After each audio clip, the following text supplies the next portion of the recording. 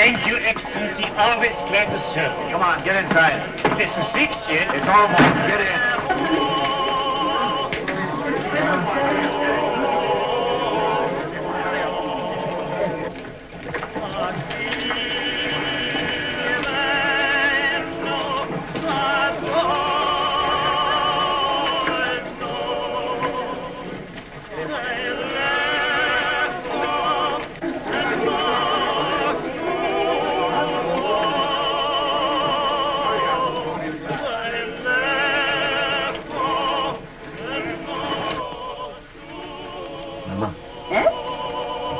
Locking up time. And the money hasn't come yet.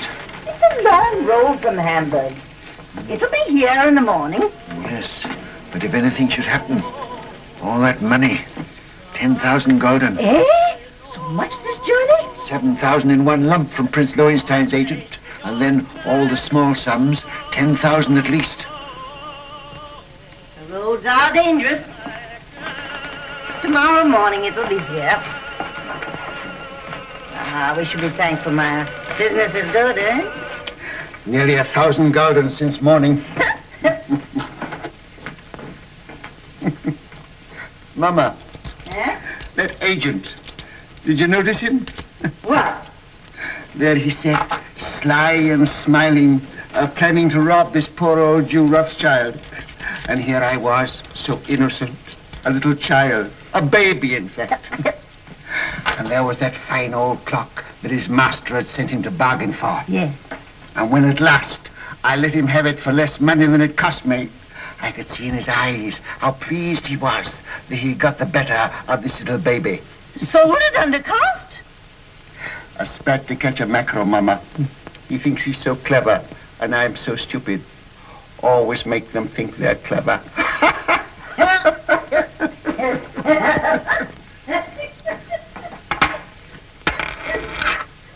Mama! Eh? I've been robbed! Maya! Bad! A whole gulden! A dead loss! Bad! Are you sure? Sometimes they're only cracked. You're right, Maya. Who gave it you?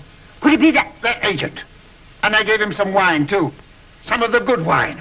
Maya, he'll come again. Yes. He'll come again. And then, Mama, I catch my mackerel. Well, no one can ever say you don't deal fairly with your customers, Maya. It pays in the end, Mama. Now finish your accounts and I'll lay the supper. All right, Mama. It won't be very long now. The roast is almost done. Smells good. Huh? Looks good, too.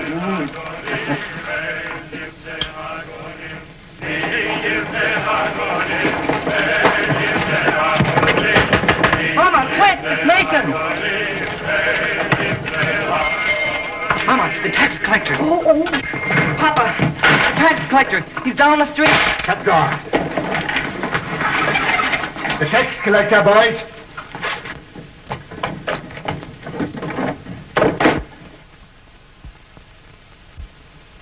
Mama, put away the silver. I have.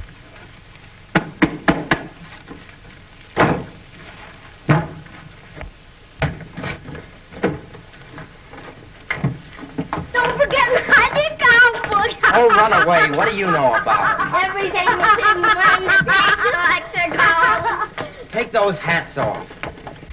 Here, Mama. Yes.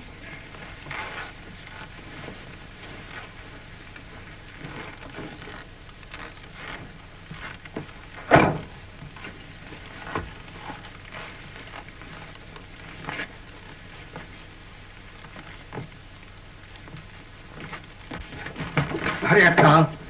Tumble up, James. Over the fireplace. Remember, no deal for the last 5 days. Understand? Yeah, Father. Are you hungry? Not so very. Then look hungry. Look hungry. Anson Solomon, you remain below. Mama, hide the roast.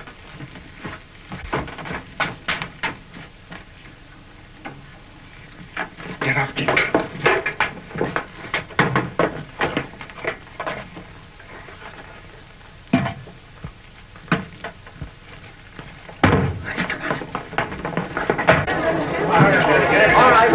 Rothschild next. Mama, take your sewing and sit there. Nathan, by me. Nathan, take your hands out of your pockets. Open up, Jew.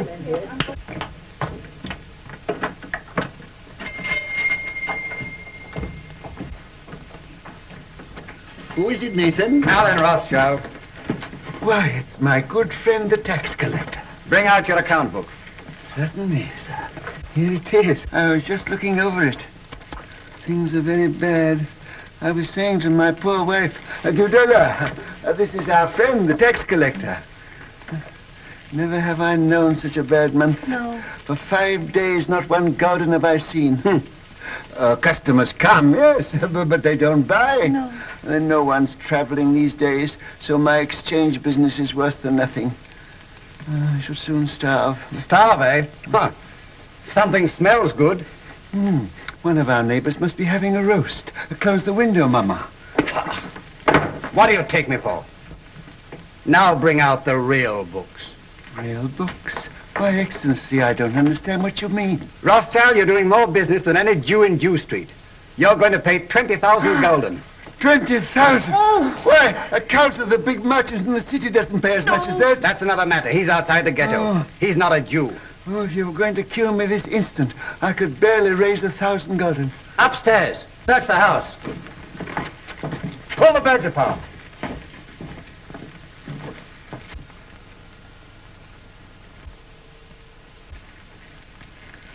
Well, I might perhaps raise 2,000 gulden. Very interesting. Oh, that. Nathan, lift up the trap door for the gentleman. Just some old stock. We have a little wine down there. Not very good wine, I'm afraid. Good wine costs money. But no account books, no gold, no jewels, I suppose. Jewels.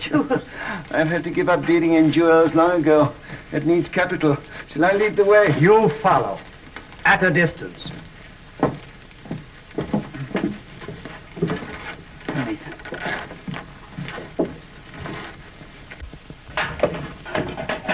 Stand up, Jew boys.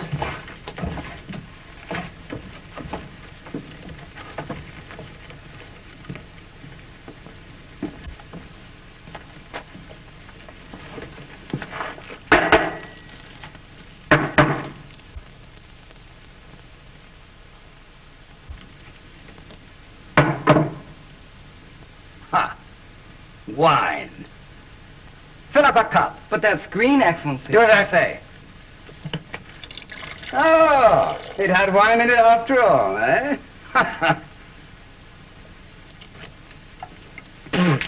Slop. Yes, sir. That's what we drink. Ah. But there's some here that Father keeps for his special customers. Won't Your Excellency try it?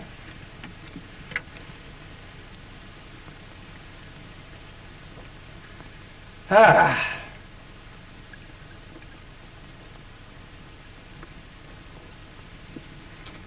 Ha. You old fox. It's good. Your Excellency does us honor. Rothschild, apparently you've been telling me the truth. So do you know what I'm going to do? No, Excellency. I'm going to charge you 20,000 gulden just the same. But I can't do it. There's not that much money in the whole ghetto. Rothschild, you'd like to pay only 2,000 gulden again, wouldn't you? Yes, Excellency.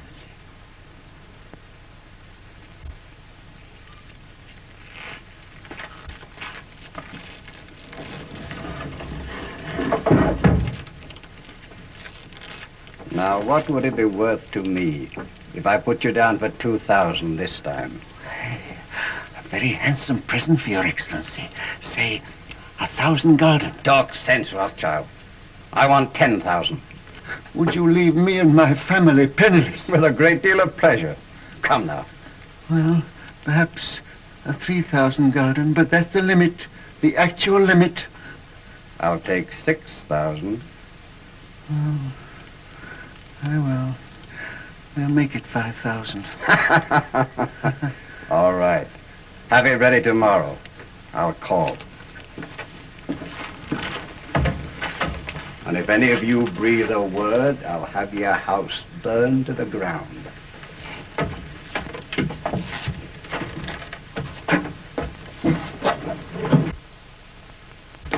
Boys, you did well. Nathan, you're a smart lad. That wine, Mama, you should have seen him. And after all, a 5,000 gulden isn't as bad as it might have been. No. But it is bad to have to pay away 5,000 gulden. Not as bad as having to pay away 20,000, Father. 6 o'clock, all Jews inside. Can't wait all night. Come on, let's get out of this den of... Shall I go after him? I'll let him go. Mr. Rothschild! Mr. Rothschild! What's the matter? What's happened? The man who was bringing your money from Hamburg has been waylaid by the tax agents outside the city. What? They heard he was bringing the money to Jew Street. They might have killed him, but he got away. He got away with the money? No, they got it, Mr. Rothschild. They got the money. What? All of it? Yes, all of it. Do you hear that, Mama? Do you hear that, all of you? 10,000 gulden. Our money that we worked for. Why doesn't the Almighty strike them dead? Papa, don't get excited. It's bad for you. Now listen, you are young. Your lives are before you. You've got to fight. Fight for yourselves. Fight for our people. Mama, I have to cheat the tax collector before my own children. Do you think I want to do that? I live honestly. I trade honestly. I want to be honest with them, but they won't let us. We are Jews, taxed to death, forbidden to learn a trade, forbidden to own land. They keep us in chains. They send men here to rob us. So work and strive for money. Money is power. Money is the only weapon that the Jew has to defend himself with. Oh, Mama!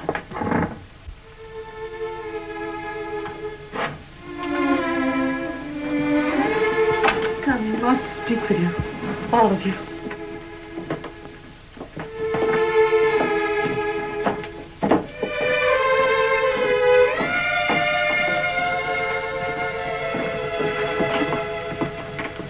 We're here, Papa. All of us. My sons, when I go, I leave you in your mama's care. She is wise, far wiser than I, and good. Do always as she says, and you will grow rich. Come closer.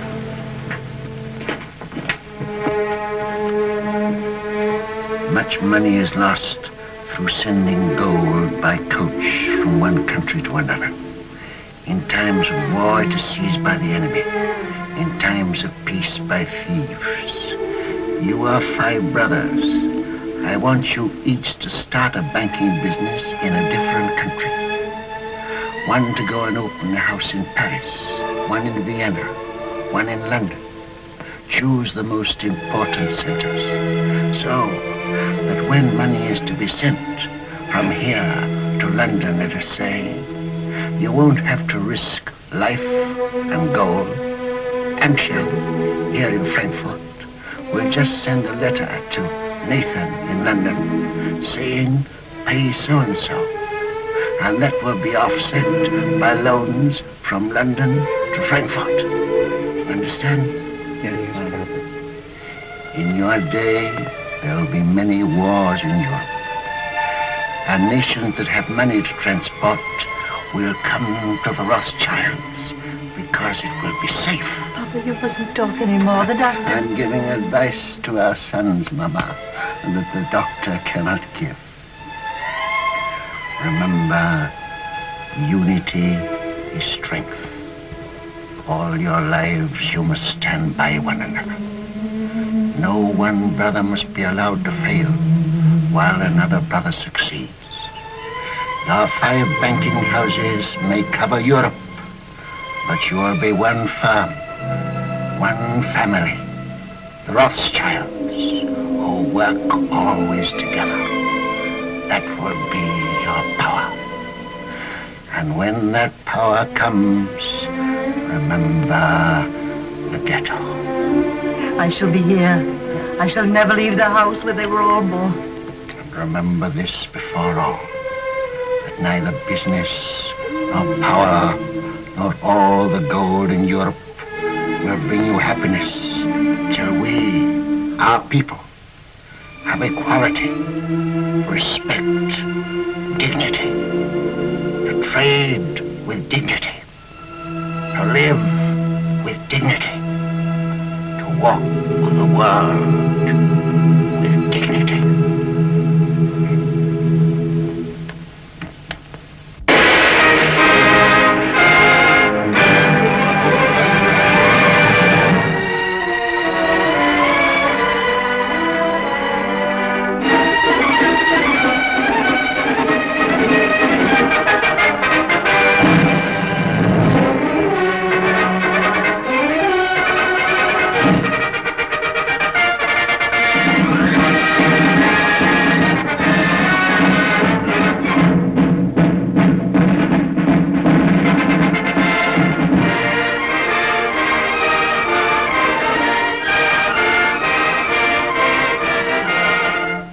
Napoleon is to be beaten in the East, we must have 15 million florins immediately, and more later. I think it can be done, Prince Metternich, but I shall have to consult with my brother Nathan in London.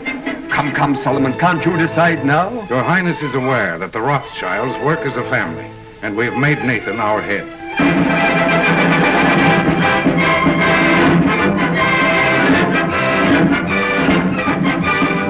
The Rothschild. There can be no peace in Europe as long as Napoleon controls Italy. 16 million ducats as soon as possible. If your Highness will keep the utmost secrecy, I will endeavor to obtain the consent of my brothers.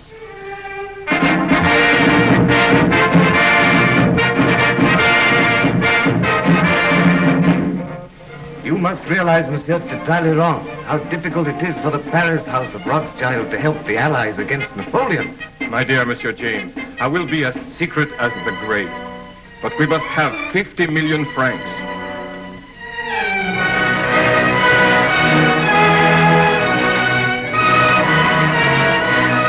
Your visit honors our house, Count Ladrons. Quite aware of that answer, Rothschild. I wish no one to hear of it.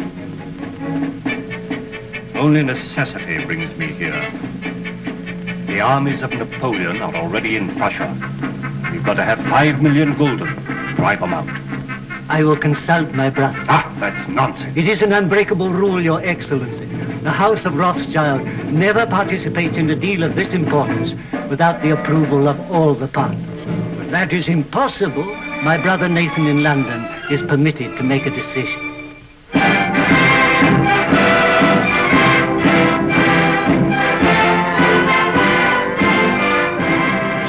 It may be that just one more loan will carry us to victory.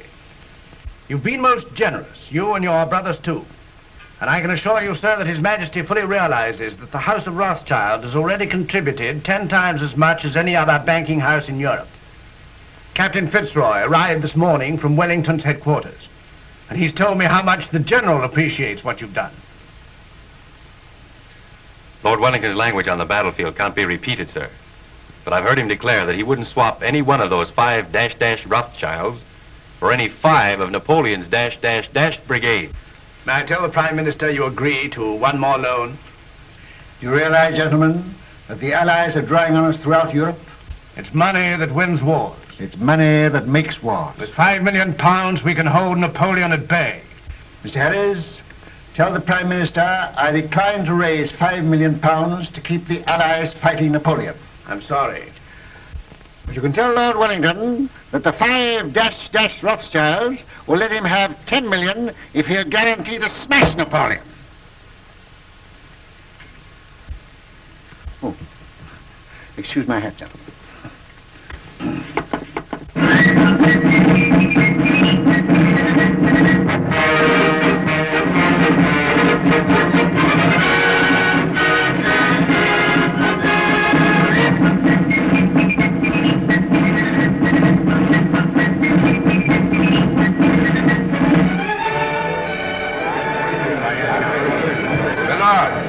And gentlemen, once more England is indebted to her greatest soldier. It is my privilege as Prime Minister to thank him on behalf of England for his glorious achievement. We rejoice at your safe return. My lords and gentlemen, charge your glasses. I give you a toast. His Grace, the Duke of Wellington.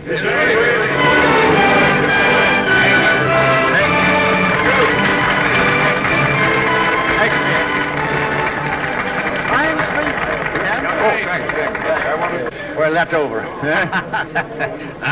Empty. Who's got some snuff here? Yeah. England's the greatest soldier. Yeah, that's all right. May I shake your hands, Your Grace? Thank you. Here he is. Why wasn't Rothschild here? There was some feeling. Wasn't he asked? Well, no, Your Grace. Some of these people... Wasn't the man who paid for these dash wars important enough? It wasn't a question of importance. Well, if he can't come here, I suppose we can still go there. If Fitz. Yes, sir. Just as soon as I can get away, we're going to call on Nathan Rothschild. He ought to have been here. Dash light, I call it. More snuff. You know where the old boy lives? Very well indeed, sir. Oh, you young blackguard. I'd forgotten about that daughter of his.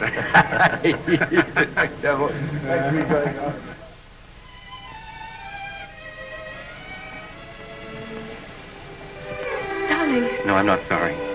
Not in the least. neither am I. Just stop. I've been trying to tell you for a long time. I've wanted to kiss you. Yes, I know that. But when it came, it was so sudden, it rather frightened me. Frightened? The captain of the guards to protect you? Ridiculous.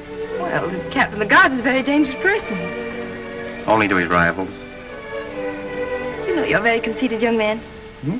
You haven't even asked me if I loved you. Don't you? Yes, I do. I love you more than anything else in the world.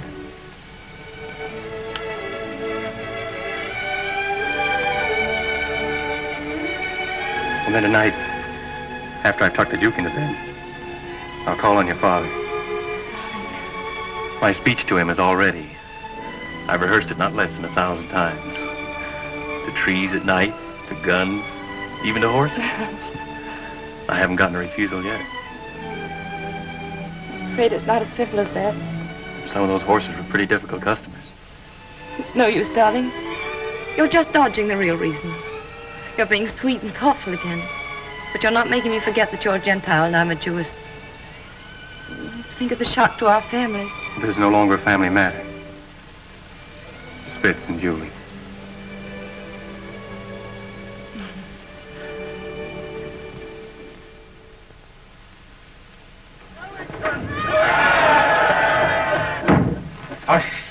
Hush. I've had that crowd at me heels all day.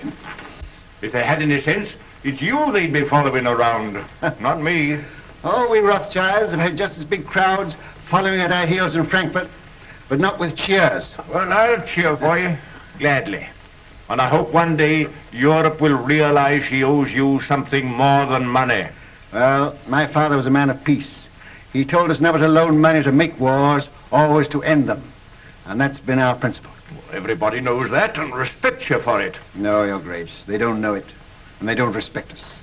Other bankers are jealous of us. The man in the street thinks we're just Sherlocks, and Europe hides its head for shame because it borrows from the Jews. I suppose you know it's that Prussian fellow, Count Lederans, that's responsible for that rot? I know. He hates me and all my race. He's a proper jackass, Rothschild, and he ought to be hanged. I must admit that the same happy thought has occurred to me more than once. You know, it's a danger having a man like that in authority. Always making enemies. Well, that's the danger, as they may need us again. What do you mean? Well, perhaps we're not out of the woods yet. Why, Napoleon's scotched. Napoleon's in exile, but he's not dead. As good as dead, Rothschild. As good as dead. Ah, perhaps. Another brandy, Your Grace. Ah. I've often thought it would have saved a lot of trouble if Napoleon had been born an Englishman. Oh.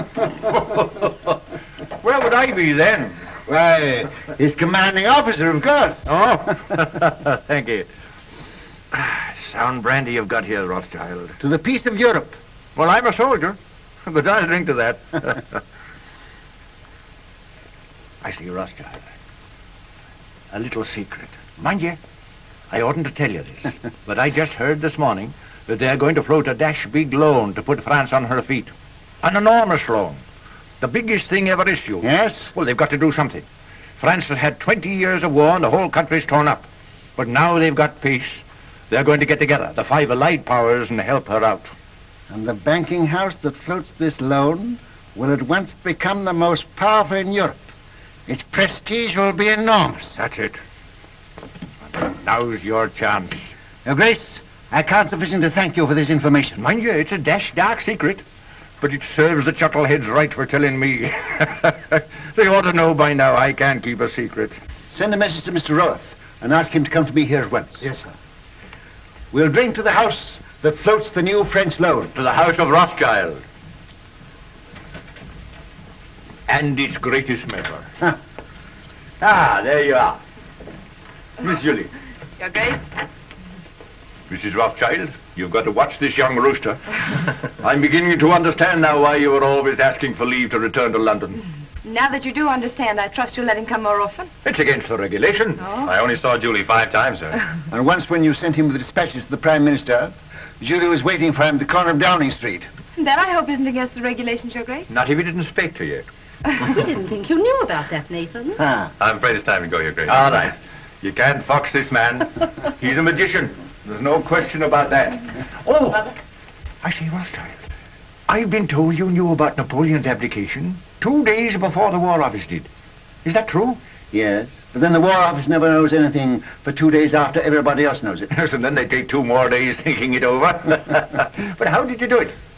They say Indians get things by putting their ears to the ground, but you're not an Indian, are you? No, just plain Jerusalem, with a heart of gold. Ah.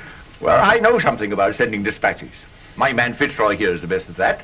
But if I had 20 Fitzes, I couldn't do it in that time. You knew about Napoleon's abdication almost as soon as it happened. How the deuce did you do it? A little bird whispered in my ear. Oh, you don't intend to tell me, eh? Well, I don't blame you. Fitz, we'd better go before he makes us disappear like rabbits in a hat. Mrs. Rothschild, you've a charming home. And a charming daughter. Your Grace.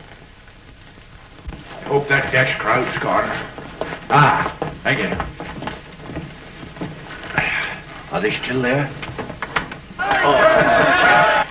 And this is the man who faced the Grand Army. Hush, here, Fitzroy. Yes, sir. Brandy before the charge always. Ah, there's military tactics for you. There's a young man who'll be a general someday. Thank you. Well, goodbye, Rothschild. And remember, it's a dash dark secret. 1,000 thanks, Your Grace.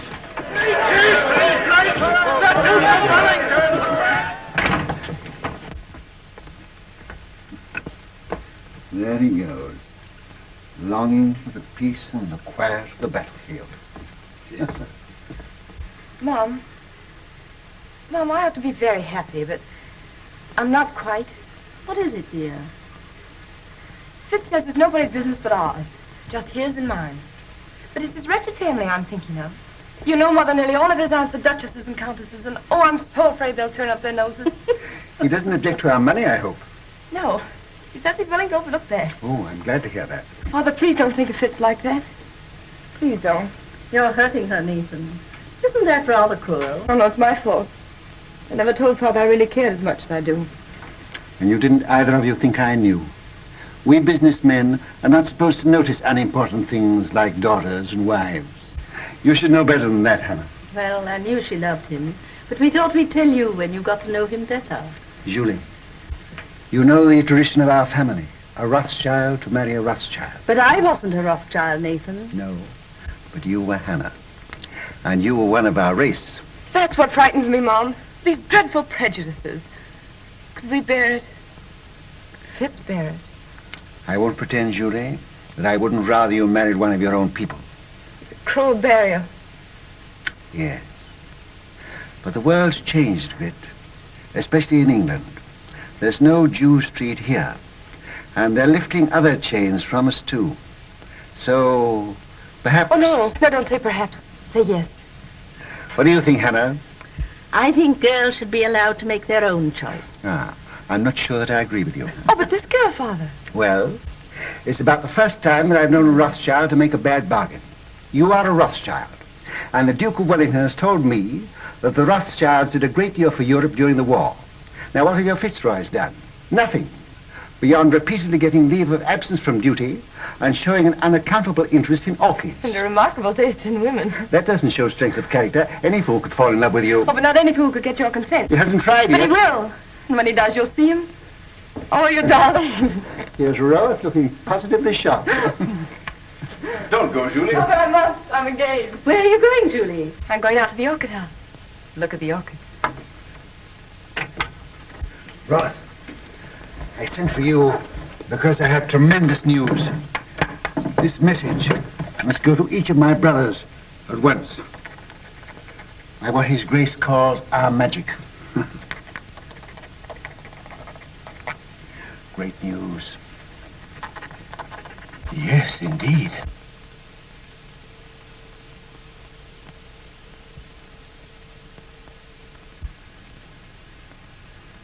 Let me have the earliest possible dates on which all private loans can be recalled.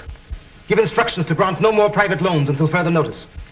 I must know at once the exact extent of our available capital. The most important deal the House of Rothschild has ever attempted.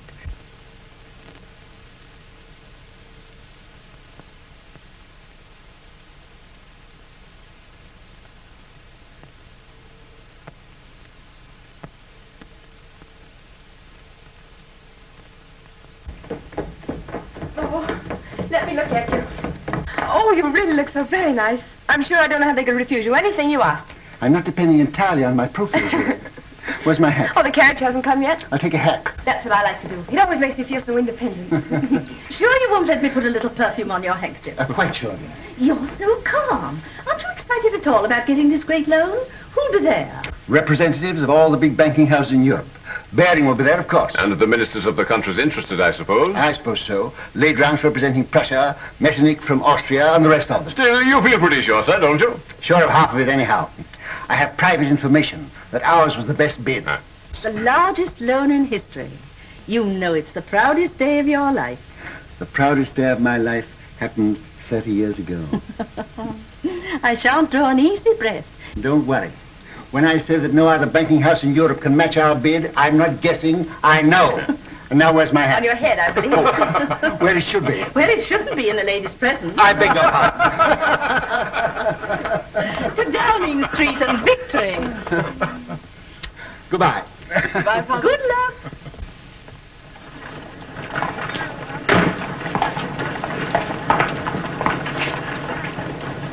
Thank you, sir. But, Mr. Rothschild, even your daughter, Miss Julie, pays me more than this, sir. Miss Julie has a very rich father. I haven't.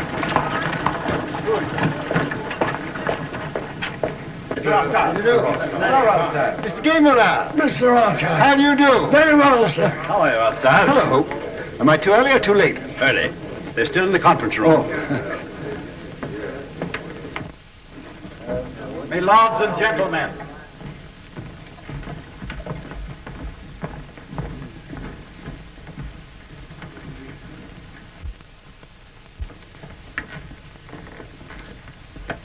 Your hat. Oh. Thank you, Mr. Barrington. The meeting is called to order. Gentlemen, bids for a French loan for 450 million francs have been received and recorded. Offers to take all or a part of the issue of bonds, the greatest single issue in the history of European finance, were received from the following banking houses. J. Lafitte and Company, Paris. Gay-Muller, Vienna. Hope, London. Bertrand de Lis, Madrid. Baring and Company, London. It is the decision of the conference that the highest authoritative bid is that of Baring and Company, London. They will be awarded 3/4 of the issue at 71. There being no further... But you're mistaken, Mr. Harris, there is. Mr. Nathan Rothschild. I'm compelled, my lords and gentlemen, to draw your attention to what must certainly be an oversight. I regret to say, Mr. Rothschild, the decision must stand. But my house sent in its bid to take the entire issue, and our price was a point better than Mr. Baring's. Why is that not recorded? Perhaps Count Ladrance would like to explain the situation to Mr. Rothschild.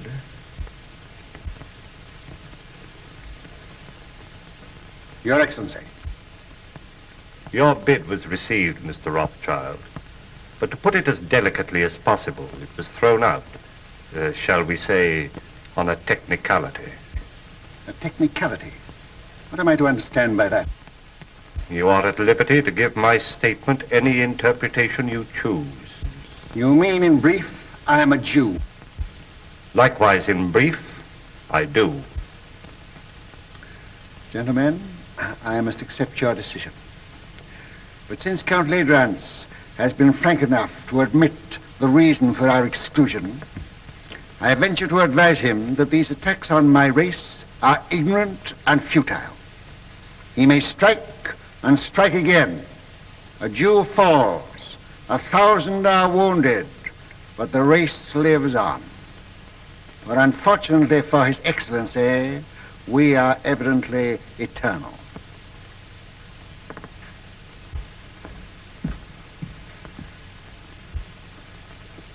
Mr. Harris, you say the bearings take 3/4 of the load. May I ask who takes the other fourth? That is being taken up by Count Ledrans, Prince Metternich, Count Talleyrand. I see. A family party. Good day, gentlemen. Your luck is out, Mr. Rothschild.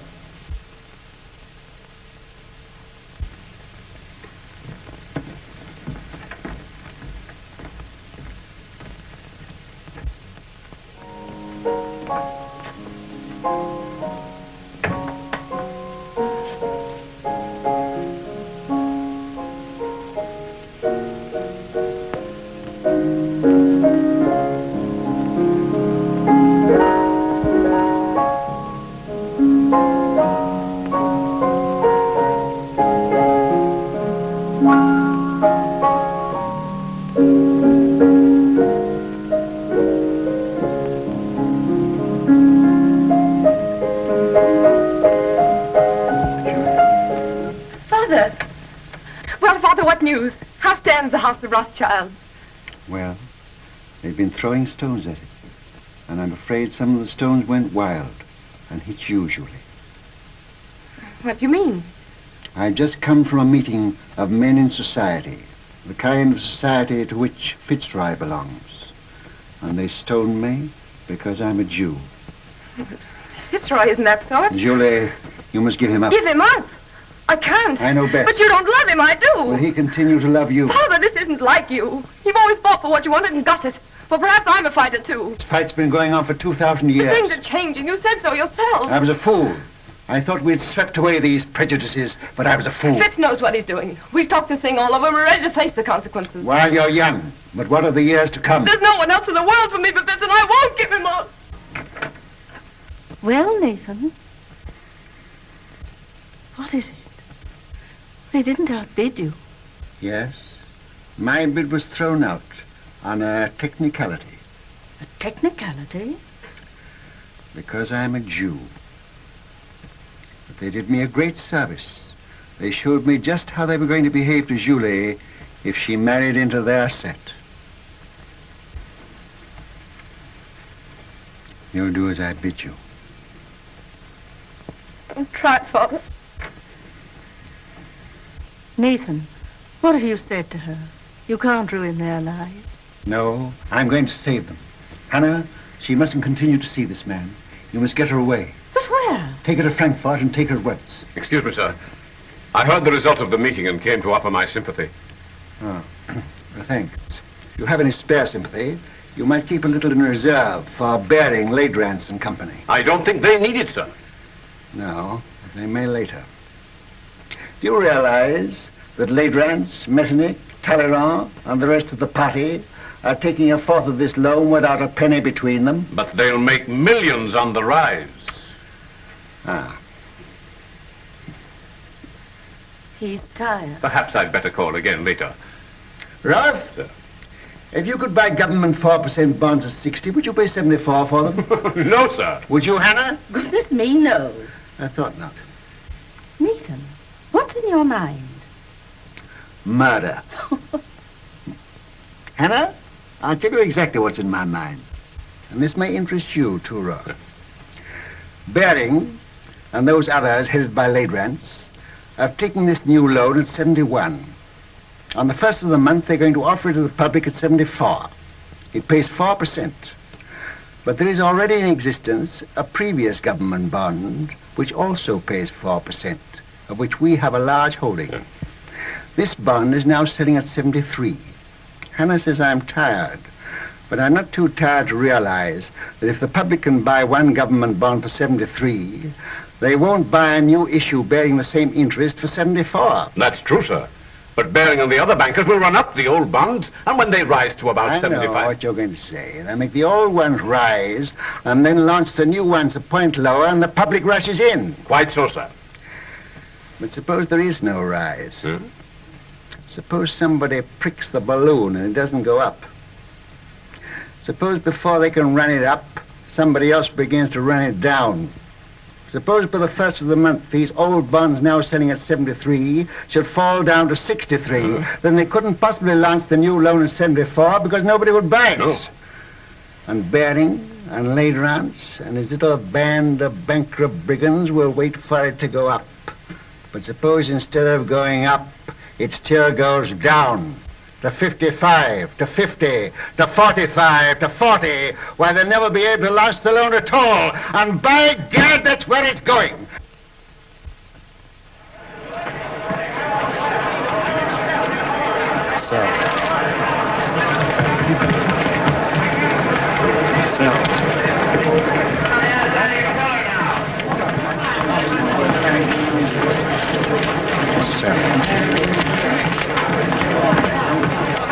Look at Rothschild. You'd think he was selling apples instead of government bonds.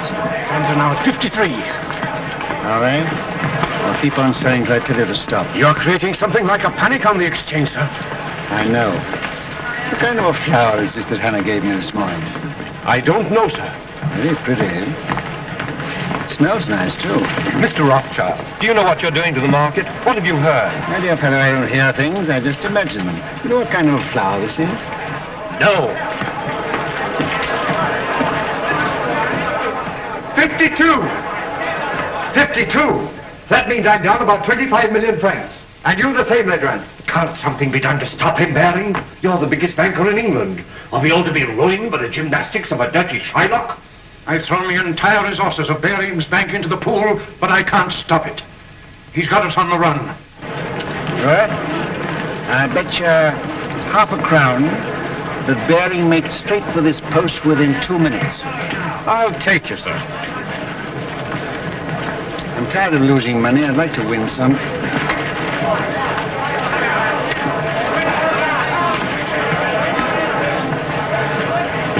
You're a magician, sir. Here he is.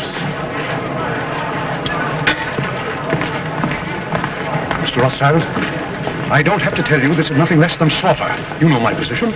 I'm responsible for this new issue at 71, and you're making it impossible for me to put it on the market. We are both bankers. You knew I ought to have had a share of this loan. Why did you shut me out? Certain pressure was brought to bear on me. Ha! Ladrans. Well, yes. And let Ladrans speak for himself. All right, Mr. Baring. I'll come. I'll follow you.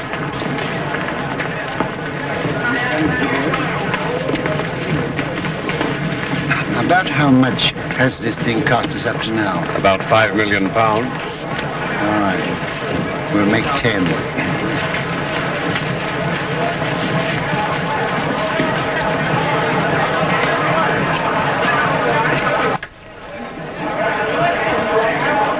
I hope I haven't kept you waiting, gentlemen, because I know you must all be very busy. We sent for you, Rothschild, to make you an offer.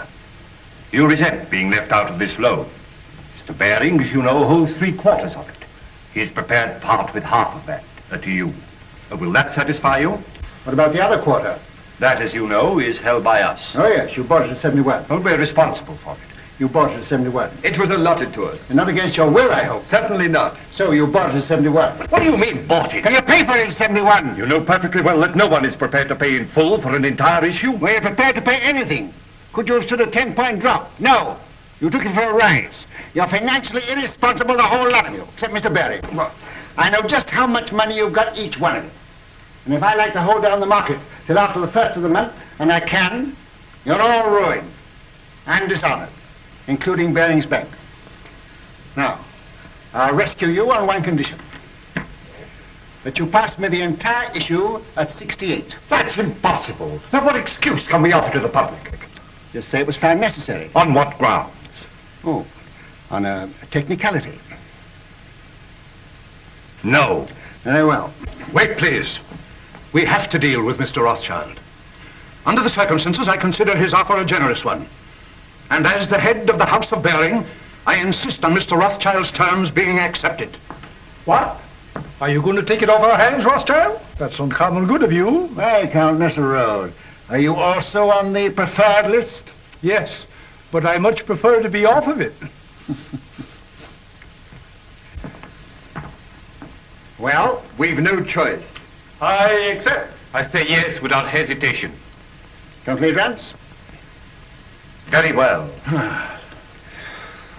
To save time, I had this little contract drawn, which I shall ask you gentlemen to sign.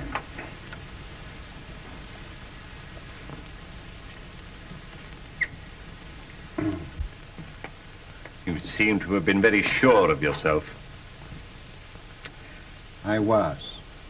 Quite. Will you sign first?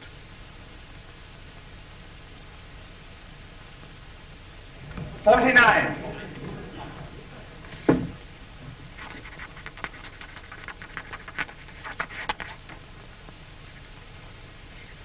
You won your fight with me, Q.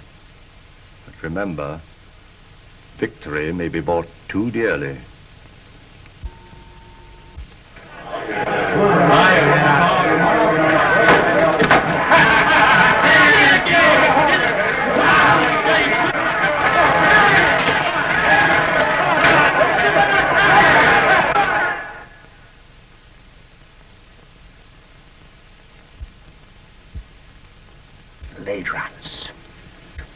What are you going to do, sir? I'm going to Frankfurt. I'll leave within an hour.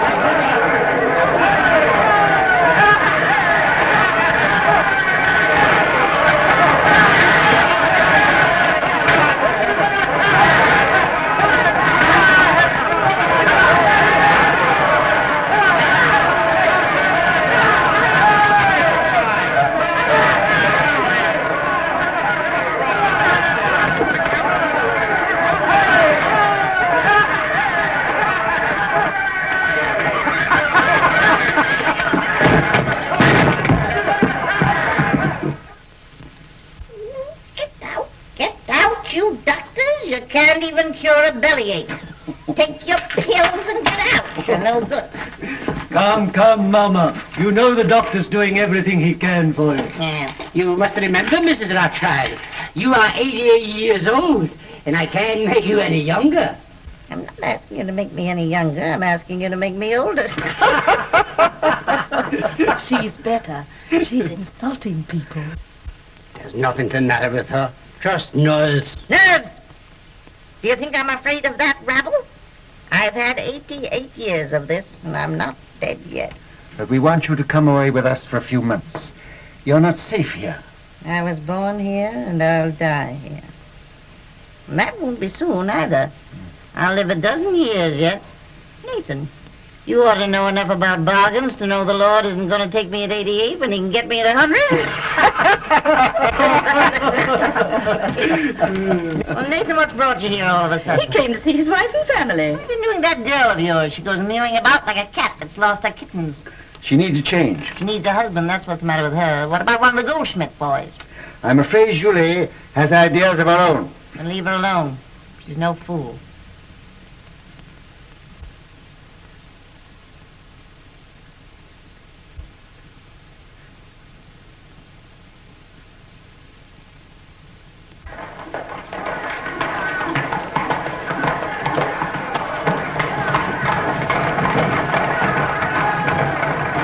you tell me which is the Rothschild house? Yeah.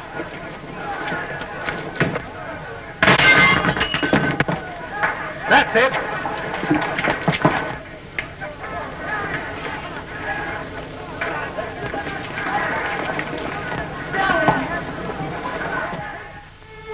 What's the use of our pretending? I don't pretend to Father. He knows exactly how I feel. But you see, darling, he's determined too. But you know we can't give each other up. Sending you away from me only makes matters worse. Did you tell him you'd give me up? I told him I'd try. I don't seem to be trying very hard, do I?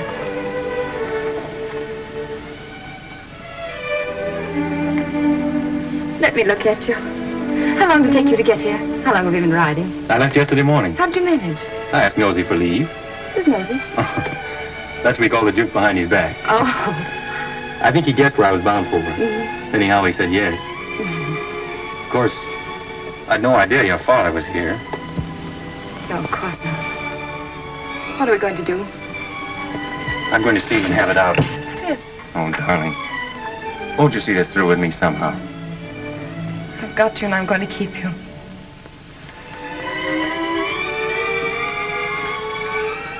Then will you be very brave? A soldier. And wear this ring. Oh, yes. It's one of those family things. My mother wore it. Oh, it's lovely. What's the meaning of this? Father, Fitz has only just arrived. I saw him and brought him in here. Does your mother know? No.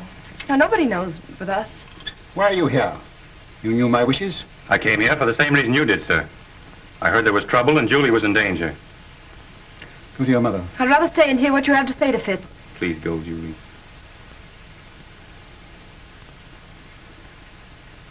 It's no use, Father.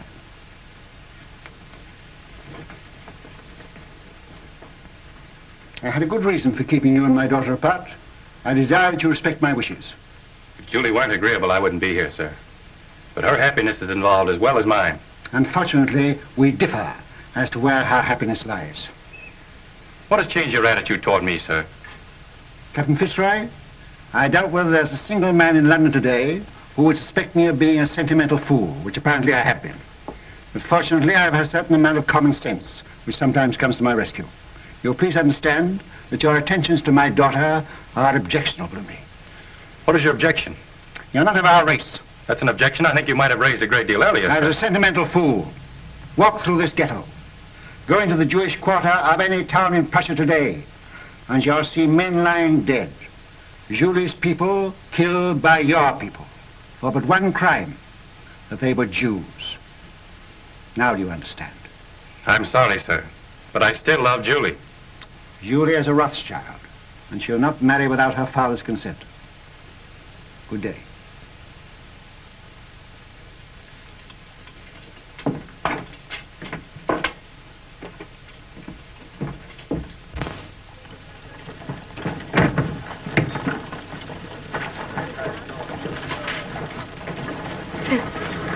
Fitz, no matter what happens, no matter even if what Father says is true, I love you. Always.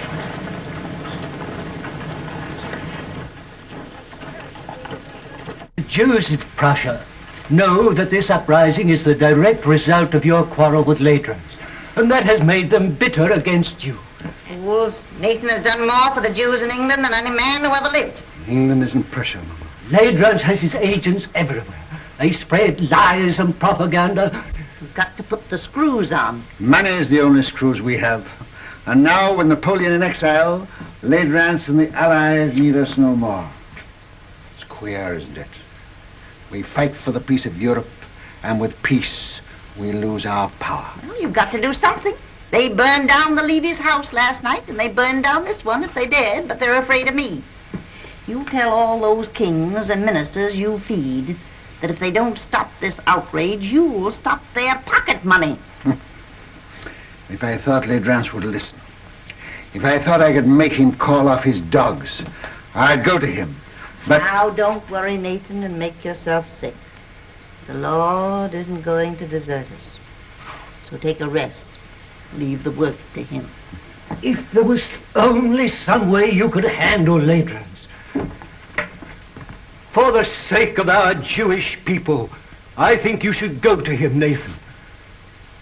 Grovel at his feet, eh? All right. If you think so, I'll go. He must have his price. And whatever it is, I'll pay it.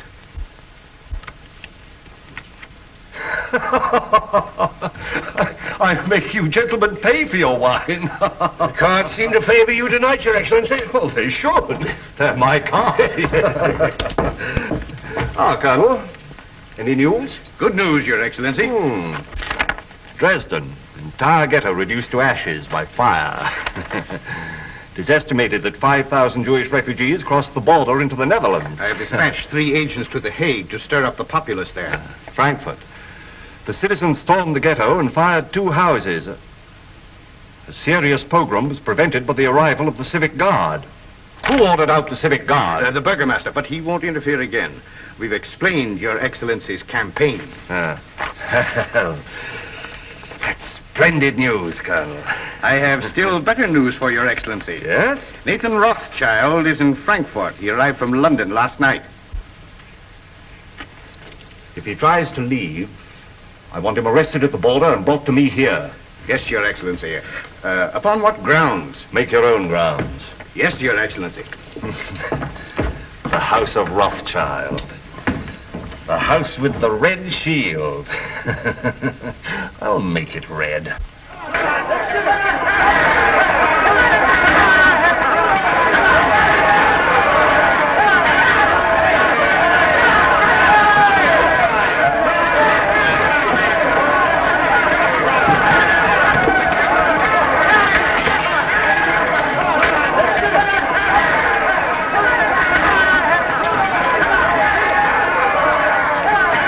That's him, the one in the heavy coat.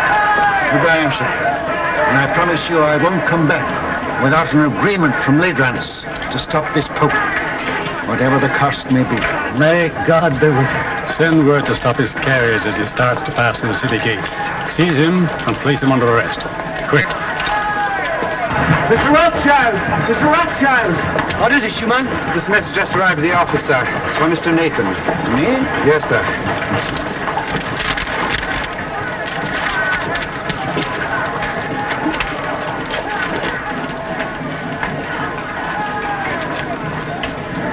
What is it? Napoleon has escaped from Elba. The French are rallying to his banner by thousands. This means war. Another war. Now you can go to Ladrans. Now he needs you. And we'll have to see him. No, I won't go to Ladrans. Ladrans will come here to the ghetto. Michael, bring my baggage back. I'm not going. Very well, sir. Of course, Wellington, I'm Prime Minister, but you're the idol of the people. My dear fella, I'm going to retire quietly to the country, surrounded by me dogs and me books and... Yes? For His Grace. Ah, for me, eh? Will you excuse me? Oh, yes, yes, yes. Ah! That blasted little Corsican is back. What? Oh, Reginald. I gave orders not to be disturbed. It's important, sir. Word has just reached us. Napoleon has escaped and is in France mobilizing his army.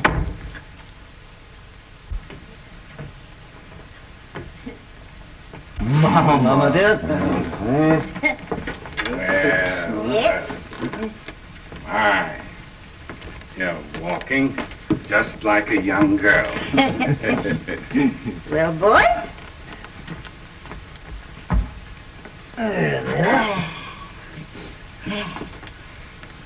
Come here. Let's have another look at you. Well, you're all growing up, aren't you? Nathan, I think you're getting fat. I'm proud of you. All of you. Your father would have been 92 today. Ours is the richest banking house in Europe, and we're still being kicked. It looks as though we haven't played our cards very well, doesn't it? Perhaps we haven't. I'm not criticizing. I think we're open to criticism, Mama. And that's what has brought us all together here today. Oh, is it? I thought you came here to see me. It seems it takes a war and a Jewish pogrom to get us all together nowadays. Now, that's not fair, Mama. You know Well, let's waste time in compliments. What have you come for? James.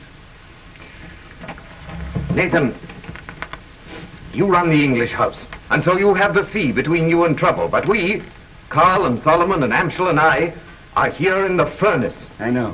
And with Napoleon on the map again, our position is intolerable. Napoleon will be in Paris in a week, with the whole army rallying to his banner and deserting Louis.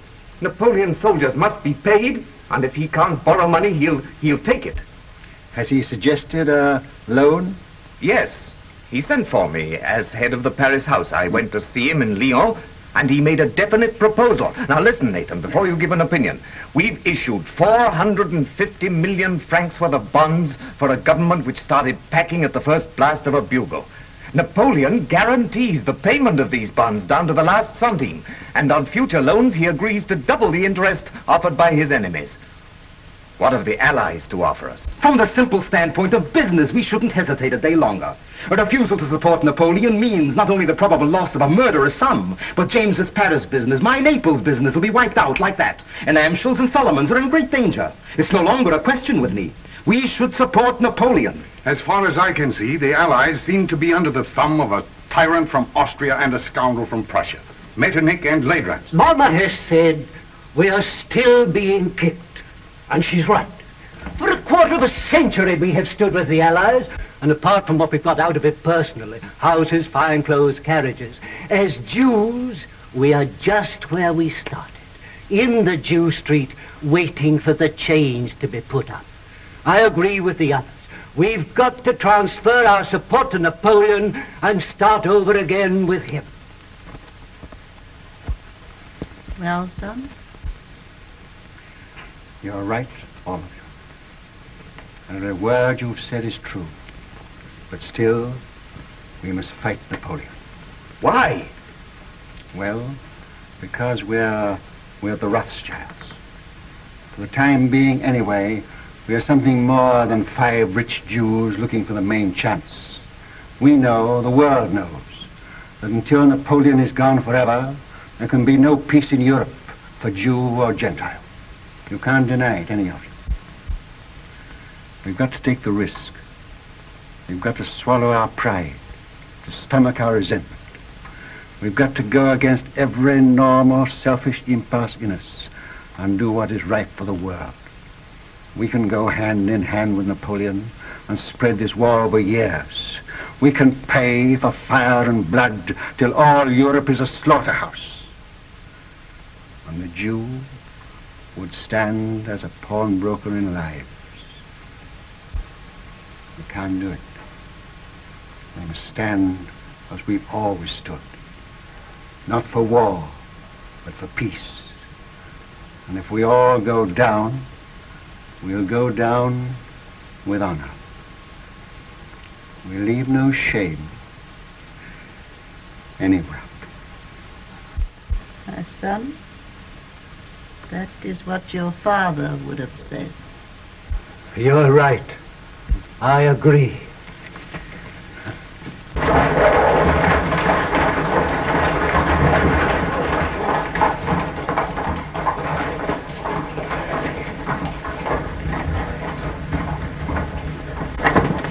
The house with the red shield, Your Excellency.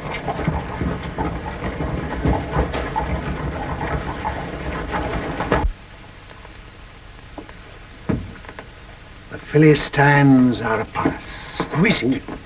Metternich, Talleyrand, and Ladrans. Who could that be? The tax collector? Something very like it, Mama. Is Mr. Nathan Rothschild here? Your Excellency will enter.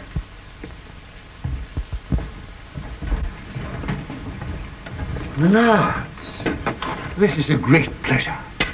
But how did you find your way? The Duke of Wellington was kind enough to supply us with a guide, Captain Fitzroy, who has, I believe, been here before. Won't you come in?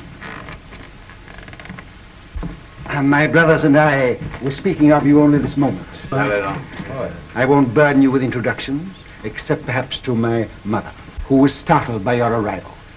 She thought you were the tax collector, Count Legrand. Welcome to our ghetto. You will forgive this unexpected visit. Certainly. We were expecting it.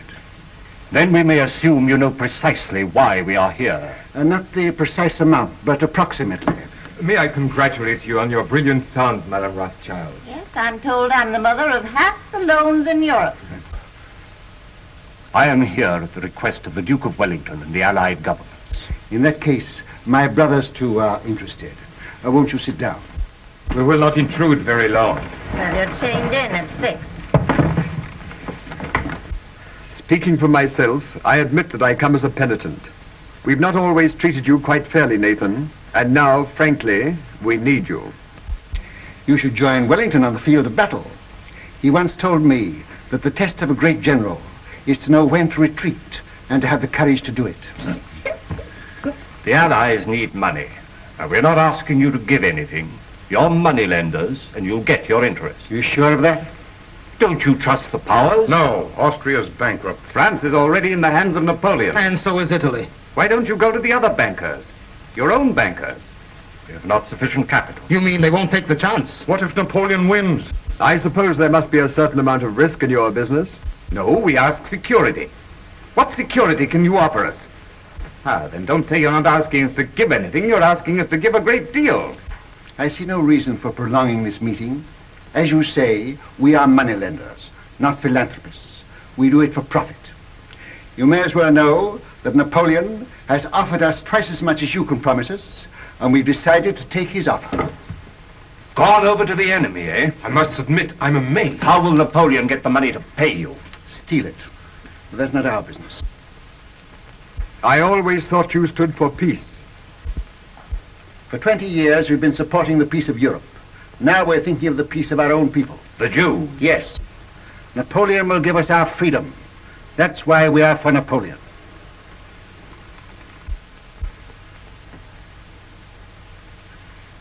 Is that your only reason for deserting the Allies?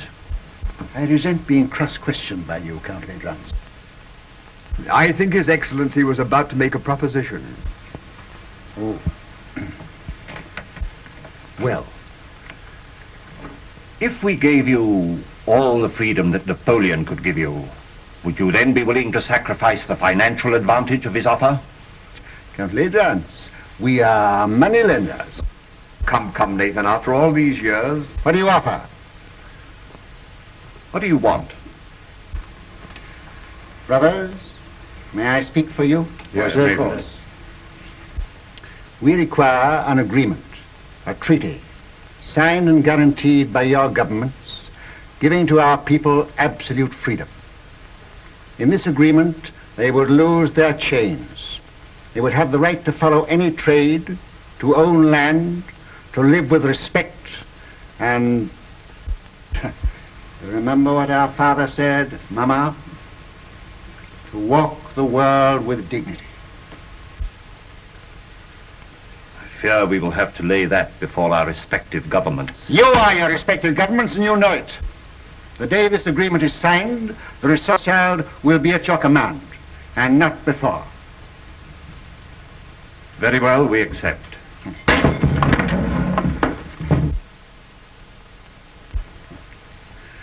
Pray excuse this, my lords. Some Gentile has evidently strayed into our quarter.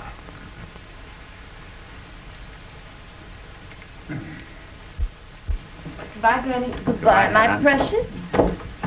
Goodbye, dear. Who's got my hat? Oh, here you are, Father. Oh.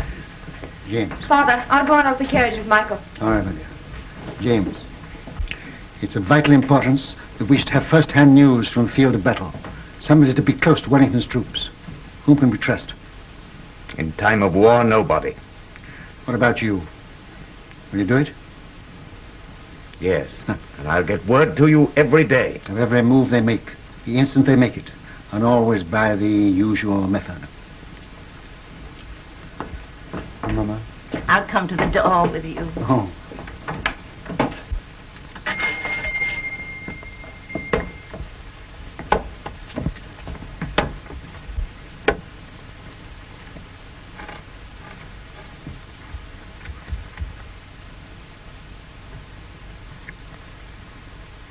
You won't let it be a long war, will you? It shall be just as short as our money can make it.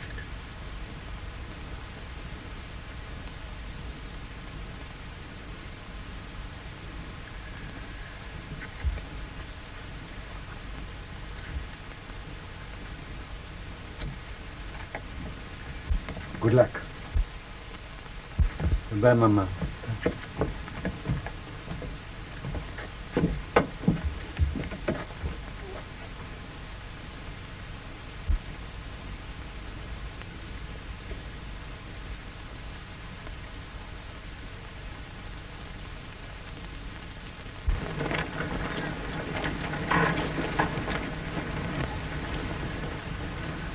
It's a horse, dear.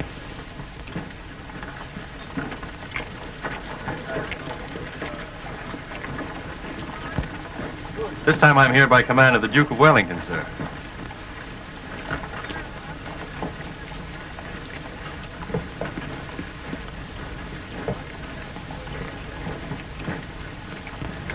Give me the ring quickly. Darling.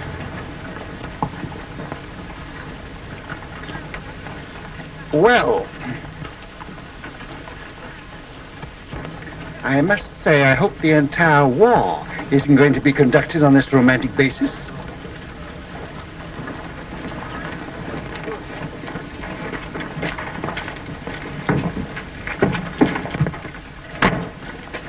Seven Fitzroy, I give Napoleon 100 days, no longer. If at the end of that time you're still alive, and you seem to be the type of young man that can't be killed, you can come and talk to me in London. Thank you, sir. I shall count the days.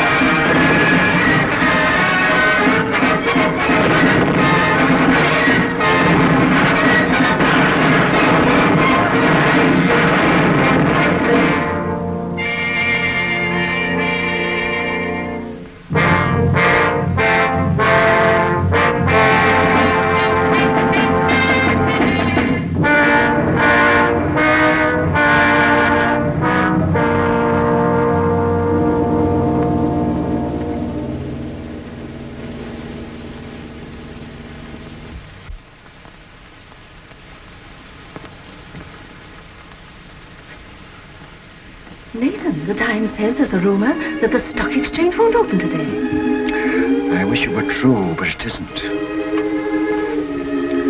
Hannah, sit down.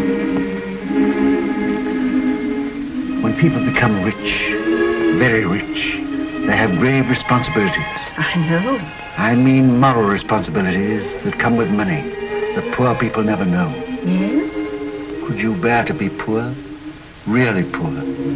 I'm asking you now because tonight may be too late. Tell me what you mean. I'm buying on the stock exchange when everyone else is selling. I'm risking everything we have to save the credit of England. I'm sticking to the bargain I made. But things look bad for us, Helen. Very bad. Are you doing what you feel you should do? Yes. Do what you think is right. And if you fail, I'll love you all the more.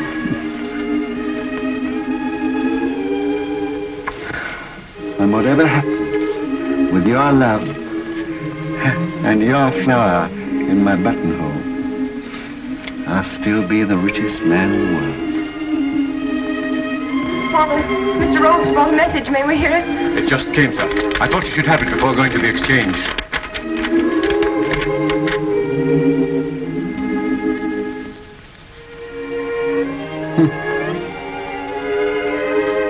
Napoleon has thrown entire grand army against Wellington. James. Worse and worse.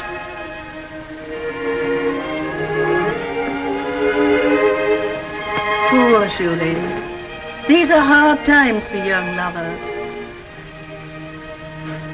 Father, you said you gave Napoleon 100 days. This is the 100th day. Fitz hasn't come back to me.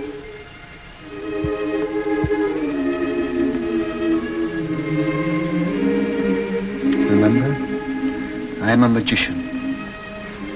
My day may be over, but I know there's a message of love and hope on its way for you.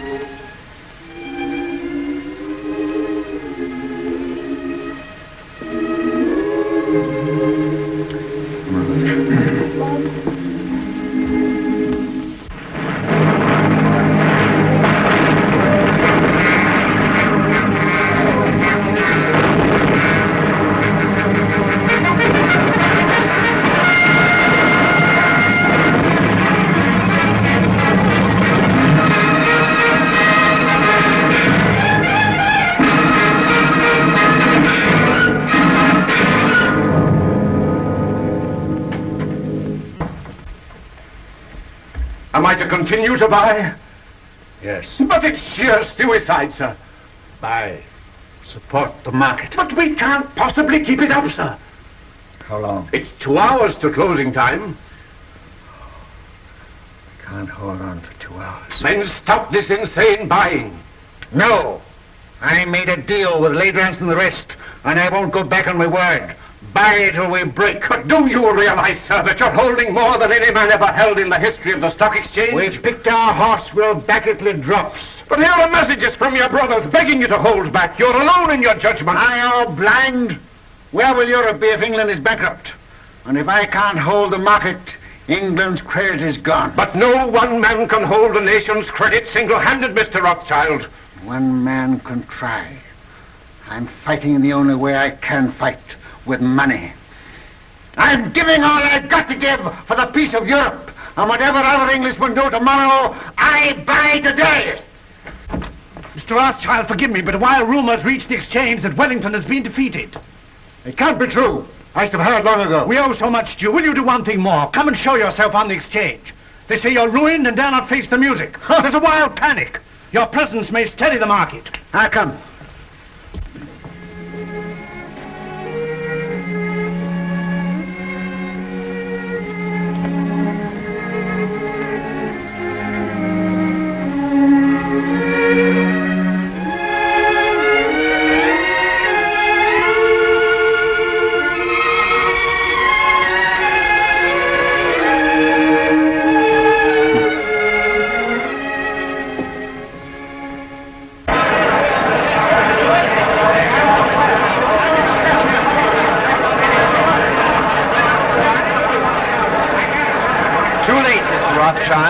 You backed the wrong horse this time. Rothschild, you've lost your luck.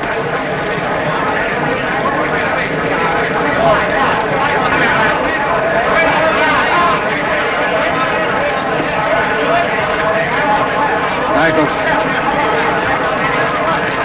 Bye. Bye. Yes, bye. Have you had any news? What do you think about this rumor? I don't listen to rumors, Mr. Byron. You hear what they say? Wellington defeated. You might tell me what you're going to do. I have no objection to all London knowing what I'm going to do. I'm fine.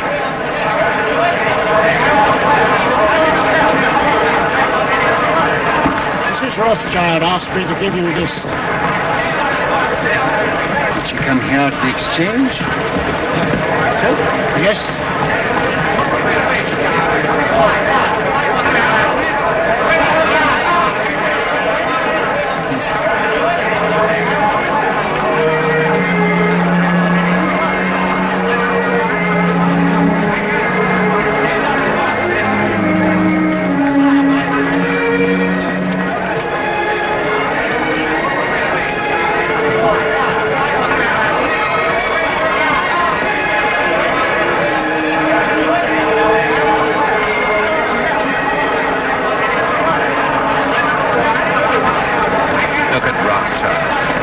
See such a cold-blooded fish?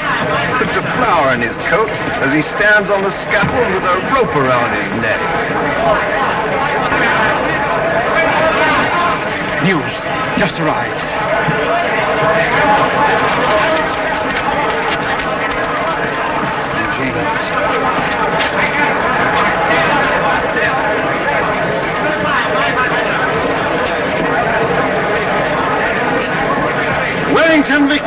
Waterloo.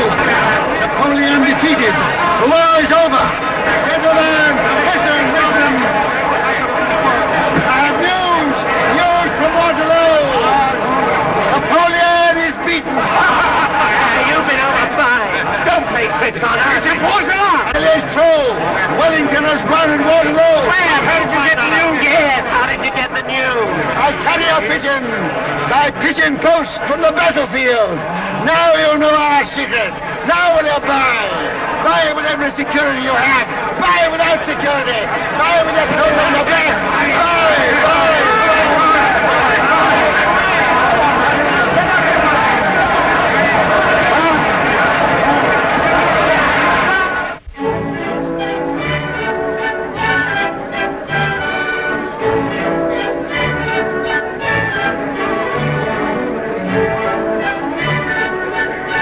Rothschild, do tell me how it feels to be the richest man in the world. One has to be very clever to make a fortune these days. Yeah, perhaps, but far more clever to keep it. Really? Well, I wish you'd tell me how to make money on the stock exchange. What's the recipe? Oh, same as for a cold bath. Quick in and quick out. Excuse me.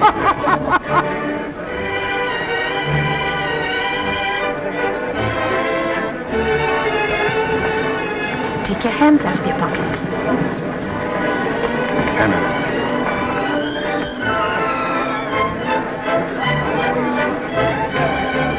Strange, isn't it? As young people like that should be just as interested in romance as you and I are. May I congratulate you, young people? Thank you, Your Grace.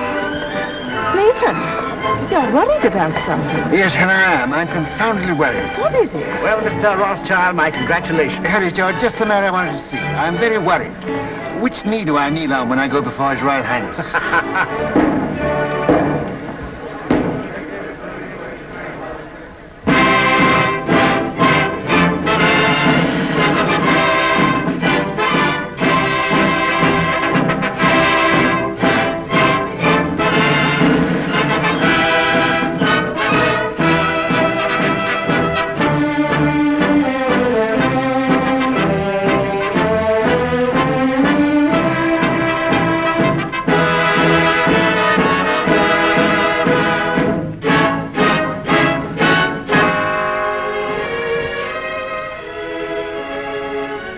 England is deeply grateful to her adopted son, who by his generosity and courage played so large a part in bringing victory and peace to Europe.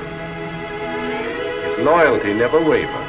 His faith in England never faltered. To England he has brought nothing but honor. And for England, we thank you, Baron Nathan Rothschild.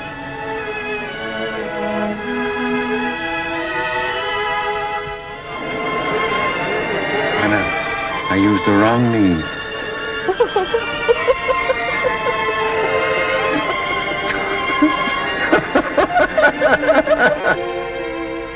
To trade with dignity, to live with dignity, to walk the world with dignity.